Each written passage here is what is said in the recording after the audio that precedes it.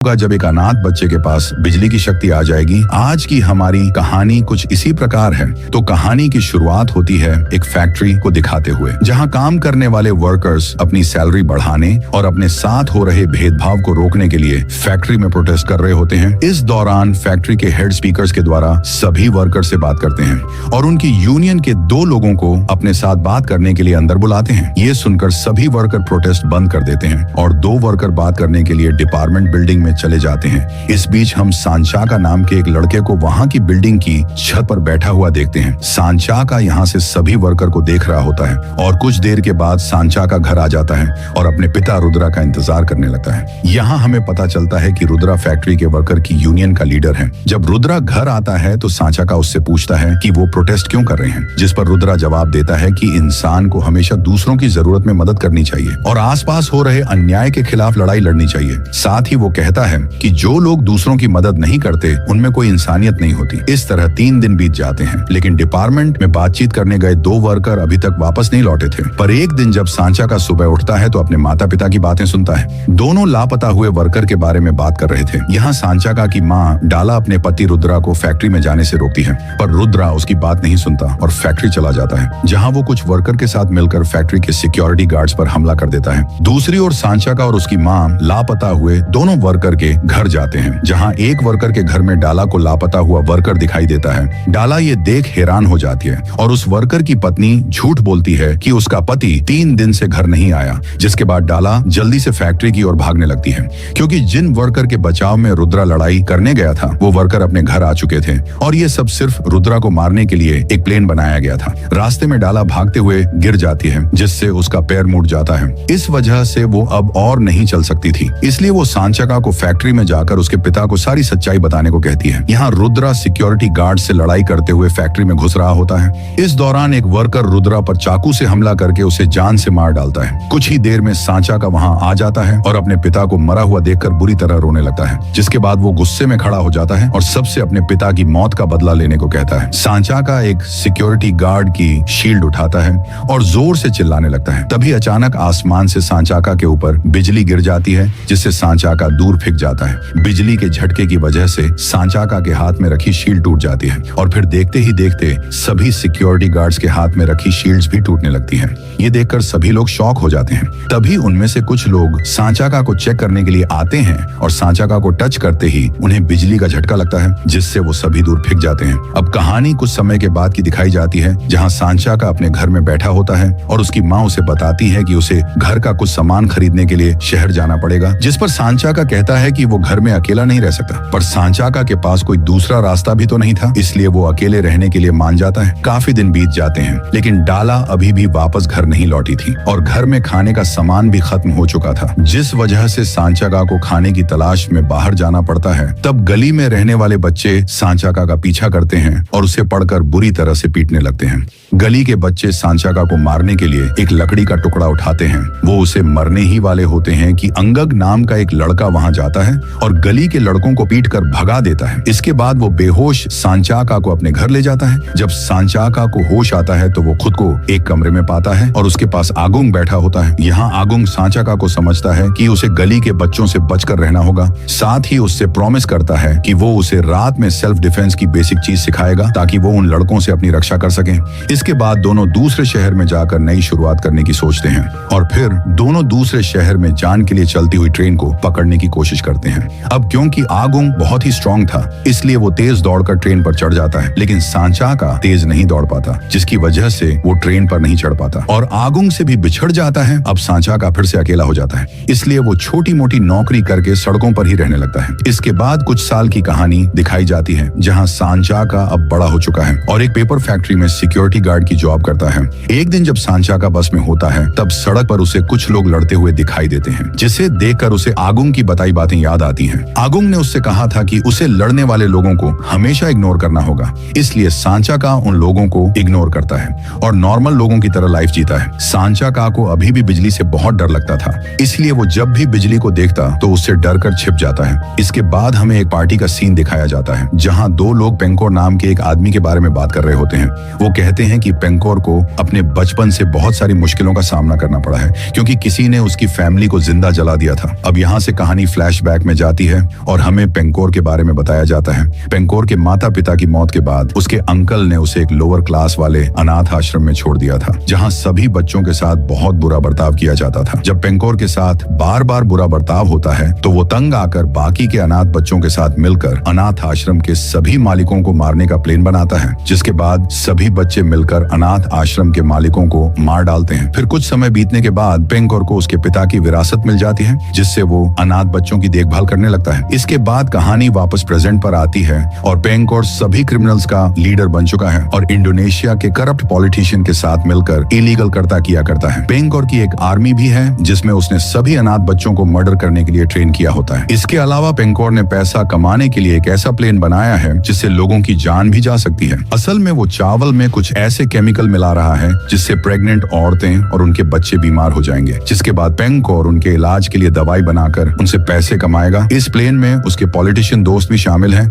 ये पॉलिटिशियन पेंकोर की बनाई दवाई को चेक किए बिना अप्रूव कर रहे हैं और लोगों में इस दवाई की बहुत ज्यादा डिमांड होने लगी है। इन सब के बीच अच्छे पॉलिटिशियन और करप्ट पॉलिटिशियन में विवाद हो जाता है, जिसकी वजह से गवर्नमेंट दो हिस्सों में बंट जाती है। इसीलिए गवर्नमेंट के एक हिस्से में पेंकोर और उसके दोस्त होते हैं, जबकि दूसरे हिस्से में रेडमंड नाम का एक आदमी और उसका कलीग होता है।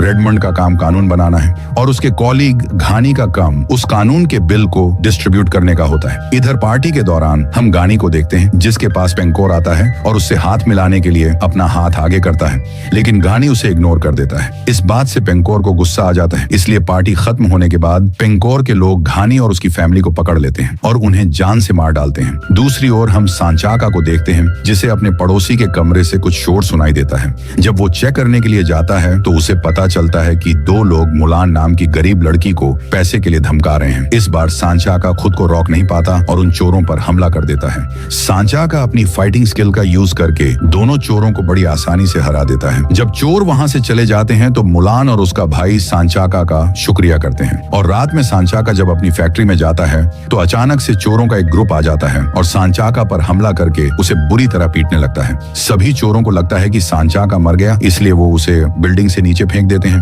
तभी तेज बारिश होने की वजह से बिजली गिरने लगती है, जो कि सीधे सांचाका के ऊपर आ जाती है। लेकिन सांचाका को इस बिजली से कोई नुकसान नहीं होता, बल्कि वो तुरंत ठीक हो जाता है। साथ उसकी सभी चोट भी ठीक होने लगती है। अगले दिन हम सांचाका को बाजार में देखते हैं, जहाँ वही चोर आते हैं जिन्होंने सांचाका को कल रात बुरी तरह से मारा था। चोर जब सांचाका को जिंदा देखते हैं तो उसका पीछा करने लगते हैं, पर अब सांचाका के पास बिजली की शक्ति है जिसकी मदद से वो सभी चोरों को आसानी से हरा देता है। ये देख मुलान उससे इम्प्रेस हो जाती है और उसे अपने ग्रुप में शामिल होने के लिए कहती है। असल में मुलान ने लोकल लोगों के साथ मिलकर एक ग्रुप बनाया है जो कि चोरों से लड़ाई करके अपनी रक्षा किया करता है, लेकिन सांचाका उनके ग्रुप में शामिल होने से मना कर देता है और काम पर चला जाता है। तभी वहाँ चोरों का दूसरा ग्रुप आता है जो कि पूरे बाजार में आग लगाकर सब कुछ खत्म कर देता है। इसके बाद मुलान सांचाका के पास जाती है और उसे बाजार में हुई घटना के बारे में बताती है। साथ ही उससे कहती है कि अगर कोई इंसान दूसरों की जरूरत में मदद नहीं करता तो वो इंसान जिंदा लाश की तरह होता है।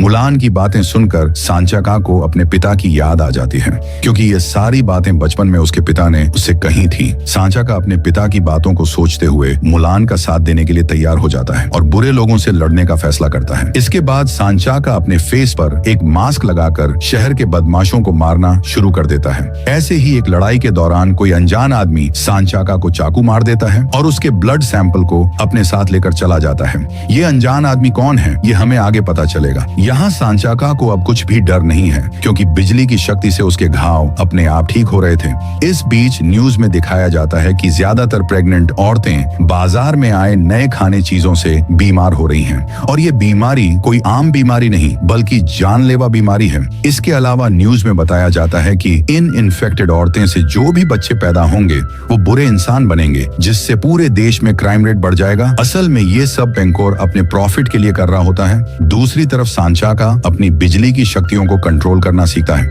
और अपने लिए एक स्पेशल सूट तैयार करता है, जिसके बाद वो शहर में मौजूद सभी क्रिमिनल के ग्रुप से लड़कर शहर के लोगों को बचाता है। फिर एक दिन सांचाका सुलेमान नाम के एक आदमी पर हमला करता है और यहाँ हमें पता चलता है कि सुलेमान पेंकोर का आदमी है जिसने बाजार में आग लगवाई थी। इसके बाद हम पेंकोर के बॉडीगार्ड अजीज को देखते हैं जो अपने दोस्त के साथ एक जगह पर खुदाई कर रहा होता है। इस खुदाई से वो एक सीक्रेट बॉक्स निकालता है। अब इस बॉक्स में क्या है ये हमें आखिर में पता चलेगा। इस बीच हम रेडमंड को देखते हैं जो एक गवर्नमेंट ऑफिसर ऑफिसर से मिलकर उन्हें बताता है कि पेंकोर ने पूरे शहर में जहरीले चावल डिस्ट्रीब्यूट करवाए थे, जिसकी वजह से सभी प्रेग्नेंट औरतें बीमार पड़ रही हैं। रेडमंड की बात सुनकर सभी ऑफिसर्स फैसला करते हैं कि वो एक साथ काम करके पेंकोर के खिलाफ लड़ाई करेंगे। तभी न्यूज पर सुपर हीरो सांचाका के बारे में बताया जाता है, जिसे देखकर सभी ऑफिसर सांचाका से कांटेक्ट करने का सोचते हैं ताकि उसकी मदद से वो पेंकोर को कंट्रोल कर सके। रेडमंड सभी ऑफिसर्स को शहर में पहले बीमारी के लिए अच्छे एंटीवायरस बनाने को कहता है, क्योंकि पेंकोर ने जो एंटीवायरस बनाए थे वो सभी नकली थे, जिससे लोगों की तबीयत और भी बिगड़ रही थी। इसके बाद पेंकोर को दिखाया जाता है, जिसके पास सुलेमान की लाश आई थी। सुलेमान को मरा हुआ देखकर पेंकोर को बहुत गुस्सा आता है, क्योंकि सुलेमान एक अनाथ था और उसकी देखभाल की जिम्मेदारी पेंकोर की थी। इसलिए सुलेमान की मौत का बदला लेने के लिए पेंकोर अपने लोगों को इकट्ठा करने को कहकर सुपर हीरो को जान से मारने का ऑर्डर दे देता है। इसके बाद पेंकोर की अनाथ लोगों वाली आर्मी पूरे शहर में दंगा करना शुरू कर देती है, जो कि आम लोगों के साथ उन ऑफिसर्स को भी मार देती है जो पेंकोर के खिलाफ थे। इन्हीं लोगों में से एक रेडमंड को भी मारने वाला होता है, पर तभी सांचाका वहां आ जाता है और रेडमंड को बचा लेता है। जिसके बाद रेडमंड सांचाका से रिक्वेस्ट करता है कि वो शहर के लोगों को बचाने में उनकी मदद करे। अगले सीन में हम देखते हैं कि ऑफिसर्स फिर से पेंकोर के बनाए एंटीवायरस को बिना चेक किए लोगों में डिस्ट्रीब्यूट करने के लिए मान गए हैं। इस समय रेडमंड को एक ऑफिसर का कॉल आता है, जो उसे बताता है कि पूरे शहर में पेंकोर के अलावा एंटीवायरस बनाने वाला और कोई नहीं है। ये सुनकर रेडमंड समझ जाता है कि यदि पेंकोर को नहीं रोका गया तो वो लोगों तक अपने बनाए नकली एंटीवायरस पहुंचा देगा और फिर कोई भी उसे रोक नहीं पाएगा। इसीलिए रेडमंड जल्दी से सांचाका को कॉल करता है और उसे सारी बातें समझता है। सबसे पहले सांचाका को एंटीवायरस ले जाने वाली गाड़ियों को रोकने को कहता है।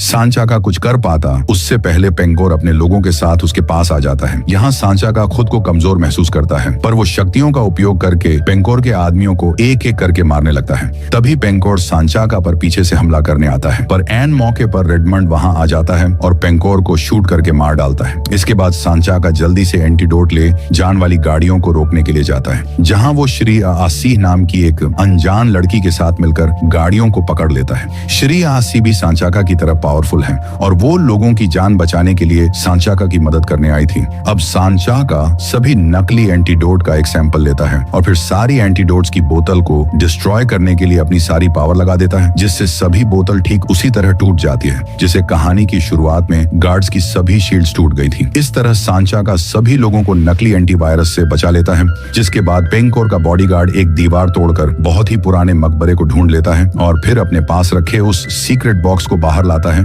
और सांचाका के ब्लड की कुछ बूंद को उस पर डाल देता है, जहां ये वही आदमी था जिसने एक लड़ाई के दौरान सांचाका को चाकू मारकर उसका ब्लड सैंपल ले लिया था। इसके बाद वो उस बॉक्स में से एक सर निकालता है और उसे मकबरे में रखी बिना सर वाली बॉडी से जोड़ देता है, जिससे वहां पुराने समय वाला विलाबुक नाम का पावरफुल योद्धा खड़ा हो जाता है। इसके बाद गजुल विलाबुक को बताता है कि गुंडाला उससे लड़ने आ रहा है। असल में गाजुल सांचाका को गुंडाला नाम से बुलाता है और विलाबुक को एक आर्मी बनाने को कहता है ताकि वो सांचाका से वॉर कर सके। तो इसी के साथ ये फिल्म यहीं पर खत्म हो जाती है। तो मुझे कमेंट करके जरूर बताना कि ये फिल्म आपको कैसी लगी। मैं मिलूंगा आपसे अगले वीडियो में।